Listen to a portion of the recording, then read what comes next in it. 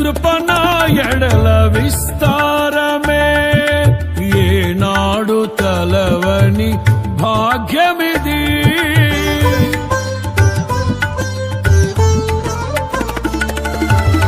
నీ కృప నా ఎడల విస్తారమే, ఏనాడు తలవని భాగ్యమిది. నీ కృప నాకు తోడుండగా, నీ సన్నిధియే నాకు నీడాయను.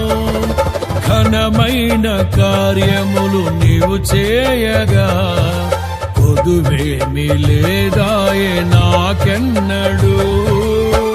ఆత్మబలముతో నన్ను నడిపించే నా గొప్ప దేవుడవు నీవేనయ్యా, బహు గొప్ప దేవుడవు నీవేనయ్యా.